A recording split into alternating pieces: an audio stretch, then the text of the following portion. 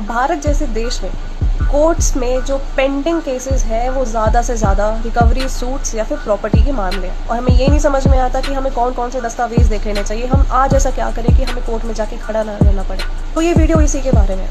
कोई भी प्रॉपर्टी खरीदने से पहले आप सेलर से कंसिडरेशन अमाउंट देने से भी पहले इन डॉक्यूमेंट्स को लेना ना भूलें।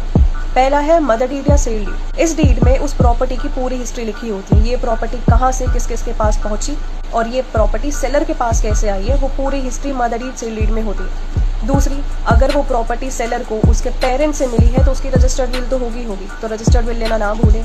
इसके साथ साथ अगर उस सेलर के भाई बहन भी हैं तो उन भाई बहनों से एनओसी लेना ना भूलें। इससे उनके भाई बहनों की लायबिलिटी खत्म हो जाती है। तीसरी चीज़ जो आपको लेनी है वो है एनओसी, बैंक का एनओसी, प्रॉपर्टी टैक्स का एनओसी, इलेक्ट्रिसिटी डिपार्टमेंट का एनओसी, और आखिरी में वो प्रॉपर्टी जिस भी सोसाइटी में है उस सोसाइटी का एनओसी। चौथी चीज़ जो आपको लेनी है वो ये कि अगर वो प्रॉपर्टी पे कोई भी कंस्ट्रक्शन हुई है, फॉर एग्जांपल कोई भी चीज़ ठीक कराई गई है, रिनोवेशन हुआ है, तो उसका बिल भी आप लेना ना भूलें। ऐसा होता है, अक्सर देखने को मिलता है कि कोई भी प्रॉपर्टी में कुछ चीज़ें ठीक कराई जाती है और जो सेलर होता है वो पैसे देने से मना कर देता है, तो अल्टीमेटली बायर को ही पैसे देने पड़ते हैं क्योंकि अब तो प्रॉपर्टी उसके हाथ में है।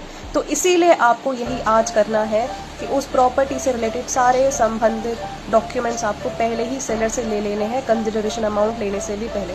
और अगर वो कंसिडरेशन अमाउंट देने से पहले इन सारे दस्तावेजों को नहीं दिखा रहा है तो इसका मतलब है कि कुछ ना कुछ तो दाग में काला है। तो आप अपना समय भी बचा सकते हैं, एनर्जी भी बचा सकते हैं, वो प्रॉपर्टी ना खरीद के। इसके बाद जब आपके पास ये सारे डॉक्यूमेंट्स हो, आप एक स्टेप और आगे बढ़ सकते हैं। वो सारे दस्तावेज एक अच्छे वकील को दिखाएं ताकि वो उसके ऊपर अपना एक लीगल ओपिनियन दे पाए कि वो दस्तावेज ठीक है या गलत है, या आगे जाके कितनी प्रोबेबिलिटी है कि आपको कोर्ट जाना पड़ेगा या फिर आपसे धोखाधड़ी होने के चांसेस हैं। तो आखिर में आपको मदर डीड सेल डीड लेनी है पहला, दूसरा आपको रजिस्टर्ड डीड लेनी है, उसको पेरेंट्स से मिली है, भाई बहन का एनओसी, तीसरा bank, property tax, electricity department और सोसाइटी का NOC.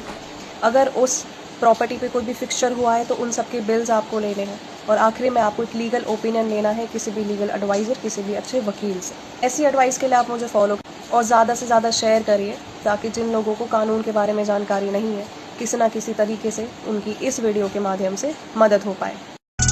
I know there's money on your mind, but you gotta learn how to fly, stay focused.